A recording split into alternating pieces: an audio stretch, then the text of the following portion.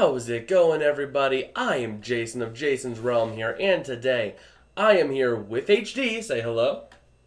How's it going? And we are going to be providing you guys the whole team's predictions for Week 14 of this NFL season. If you guys like the content we produce, don't forget to smash like, smash subscribe, all that fun stuff. It tells us that we're doing something right and that we should keep doing what we're doing. If you guys have any suggestions or anything, tell us in the comments below. We want to hear what you guys have to say, and we're trying to make this thing work for all of us. But I guess without further ado, also, one more thing before we start. We will have a public Discord server go live at 200 subscribers. We are only 25 clicks away. So maybe you could be that one click that puts us over the bar. Maybe, maybe not. Let's see. Let's hope for it. But I guess I've taken up enough time here. Let's just dive right into this. So we'll start off with Thursday night football between the Las Vegas Raiders and the Los Angeles Rams. In this game, PDF, HD, and David all taking the Raiders. I'm taking the Rams. I'm mostly taking the Rams because the Rams are going to win one game that you don't expect. It's going to happen. It's just a matter of which game it's going to be. And I said it last week. They came close. They're not going to start Baker this week, even though I do think that's a great move. Check out my Twitter if you haven't already. I aired my opinions on that. Link in the description. But anyway, the Raiders playing a good game, having mayhaps the best running back in the league right now in Josh Jacobs. So all logic would say the Raiders are going to win this handedly. The Rams are way down. The Raiders are on the up and up. But I'm just picking the Rams because they've already been on, a 6 or 7 game losing streak? They're not going to keep losing it. They're going to win something at some point. Up next, we have the New York Jets at the Buffalo Bills. PDF, lone wolfing the Jets. The rest of us got the Bills. HD, take it away. Coming off of a win with the Bills in New England, it's going to have the Bills at high hopes. Losing Von Miller to an ACL tear is going to be a big issue for the Jets. They're going to have to readjust to the Bills' defense, bringing in people. But I have a feeling the Jets will get something going, but I just think the Bills are going to have it more strong at home, pull off a win here. But it's going to be a close one. All right. Up next, we have the Cleveland Browns, who are undefeated against Joe Burrow, going up against Joe Burrow and the Bengals.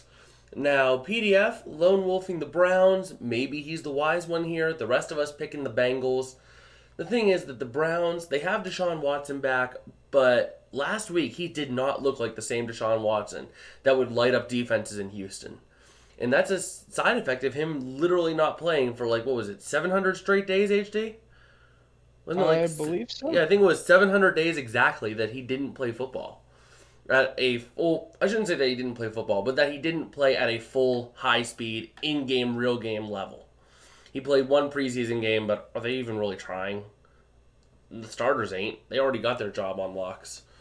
But anyway, the Bengals playing real hot, coming off a real good win against the Chiefs last week, who Joe Burrow seems to have their number because Joe Burrow has beat them 3 times in his career, all in the calendar year 2022. But Joe Burrow and the Bengals should just steamroll the Browns. Up next, we have a very storied game, at least between our personal conversations, HD. We got the Houston Texans at the Dallas Cowboys. And everyone's picking the Dallas Cowboys except for me.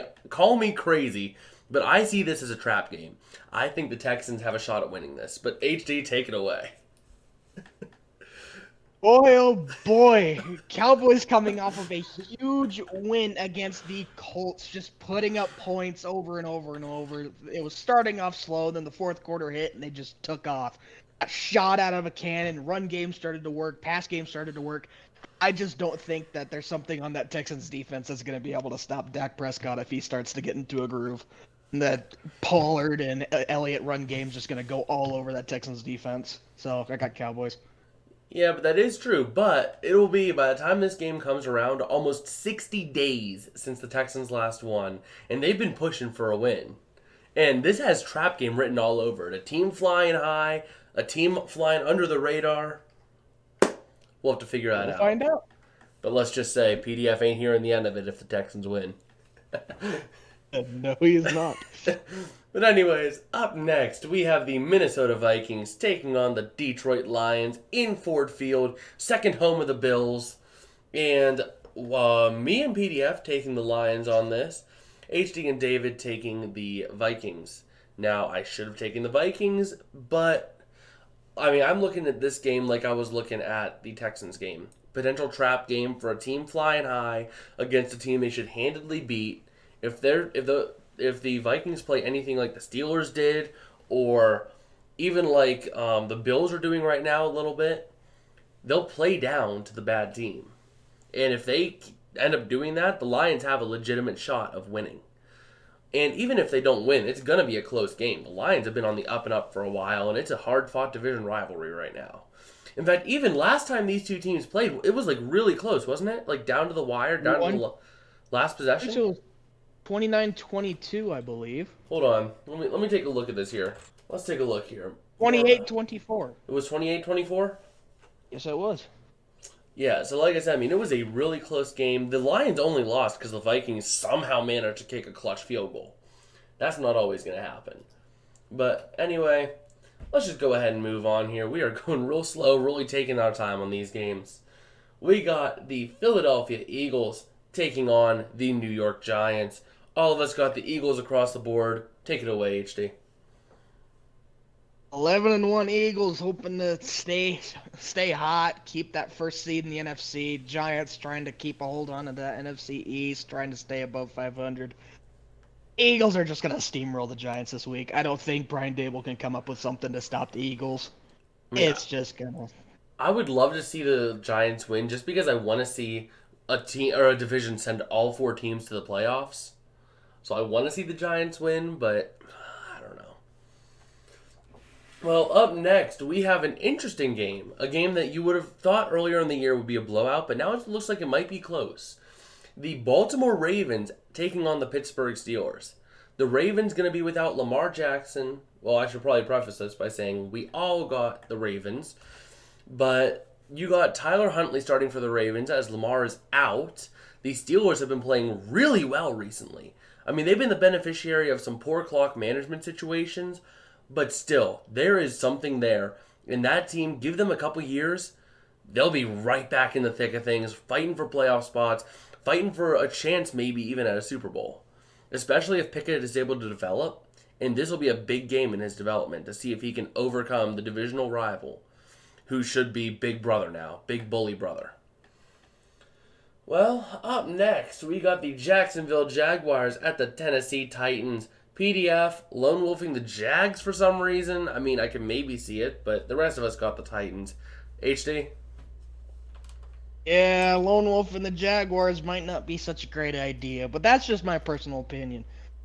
Jaguars going into Tennessee, they don't have a great history going into Tennessee. Usually Tennessee will just have a huge run game all over the Jacksonville Jaguars defense, and I feel like they'll do the same thing. I just think Derrick Henry's going to run for over 150. He's just going to have a great day. Titans by quite a bit.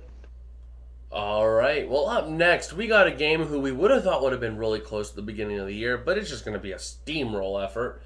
The Kansas City Chiefs taking on the Denver Broncos. We all got the Chiefs. Russ is a system quarterback in Seattle. I'm willing to say it now. Russ was never a great quarterback. He was a quarterback of the system. He could succeed in the system, but look what's happening in Seattle now. Same system, Geno Smith is doing even better than Russ did in the last couple years. So realistically, I think it's a matter of Russ being a system quarterback, and even though he had potential, with him being past his prime, he is a definite system quarterback now. And that is being exposed in Denver as, need I say more than 3-9? Meanwhile, the Chiefs, Patrick Mahomes, steamrolling the AFC. Rough loss to the Bengals this week, but they're fighting for the number one seed in lock stride with the Bills. So they're not going to let this game go. Well, up next, we have the Carolina Panthers taking on the Seattle Seahawks. We all got the Seahawks. It should be a pretty straightforward one, but go ahead, HD. Yeah, Panthers struggling at that QB position. They haven't found their perfect QB1, having Baker Mayfield and then Sam Darnold, PJ Walker. Not having that consistent QB1, it's just been a scramble. Getting rid of Baker Mayfield this late in the season, it's a throw up. But having Geno Smith in Seattle, having a 72.7 completion percentage, no one think he was going to be doing this stuff. He is just going to go throughout the air, and that Panthers defense won't be able to keep up with that offense. Which, yeah, I mean, going back to that Baker Mayfield situation, I love that situation. Like I said, check out my Twitter. Links in the description. I posted all about it earlier, or actually yesterday by the time this goes up. But up next, we got the Tampa Bay Buccaneers taking on the quarterbackless, Mr. Irrelevant San Francisco 49ers. And we got David lone wolfing the Niners. The rest of us got the Bucs. And let's just say, Tom Brady, he's been a different man since getting divorced. He has been more focused, more dialed in, and playing a lot better. Now, granted, last week he played like garbage in the first three quarters. He played like Blaine Gabbert, I'd say, even. Because they just couldn't do anything. But once he got going, he got going. And I think that they'll have no problem against the Niners. Sure, the defense can be a little rough. But what are the Niners going to have on offense? They're going to have a guy who's the last pick in a draft. Wasn't it, last year's draft he was the last overall pick? Something like that? Yes, it was. Yeah, so you're not picked last without reason. There is reason that he was picked last. He wasn't as good as some of the other quarterbacks in this draft. I mean, you had Kenny Pickett, you had Matt Corral, didn't you have Desmond Ridder this draft too? Yes, you did. So I mean, you had three big name quarterbacks, and even still, a quarterback shallow class, and he gets picked 256. So there's a reason for that. And I think we'll see that on full display as the Buccaneers just look to expose that. But up next, we have the Miami no longer Dolphins taking on the Los Angeles Charflops. Go ahead, Aid. Oh, actually, we all have the Dolphins, except for HD, taking the Charflops. Go ahead. Man, I am coming from a Bills fan. I want to see the Dolphins lose. I want to see the Chargers take down Miami, and I want Justin Herbert to do something. I just feel like the Chargers are going to be able to get something together towards the end of the season, which is usually what they'll do. They'll start off really slow, and then they'll hit something like in stride later on in the season. Miami looked great last week against the 49ers, but yet 49ers having a great defense, but once again, losing to Brock Purdy. Really? Yeah, Miami? but teams have bad weeks. Hey, at least we didn't put them out of our top 16, unlike someone. David. What? Nope. But anyway, we have our last game of the week. The New England Patriots go into the desert to take on the Arizona Cardinals and probably pummel them to death in the desert against the Cardinals. We all have the Patriots, except for David, for whatever reason, taking the Cardinals in a year they suck. And I mean, this team, nobody would have thought that this team would be this bad. Like, I expected some regression. I expected maybe a 9-win team this year, 8 or 9 wins. But I wasn't expecting to see a 4-8 team at this point in the season. I was expecting maybe at this point 6, 7 wins, something like that. Not 4-8. And they've just been playing like garbage. So even though the Patriots don't have an answer at quarterback right now, I think there's just so much more around that team and the potential for these two quarterbacks, both Bailey Zappi and Mac Jones, to go off, that the Patriots should be able to take down the Cardinals. As, like, what news have you heard on the Cardinals recently? They've been literally dead. Dead. And I love saying that as a division rival. Dig the grave for the Cardinals, right next to the one where the Rams are buried. But yeah, I guess at that point we've gone through all the games for y'all. Let us know who you got winning down in the comments below. And maybe we'll see how things go. Depends on my practice schedule tonight. But hopefully we'll get a shot to stream second half coverage of Thursday Night Football between the Raiders and the Rams. If not, we will see you guys on Sunday, because there's not going to be a Horns Up this week, because obviously don't have time to publish 2 videos in a day. Not on the school schedule I'm on in classes. But anyway, we'll see you guys Sunday, where we'll stream 2, maybe 3, but probably 2 games. We'll see how things work out, but we'll see you guys Sunday. Peace out and have a good one.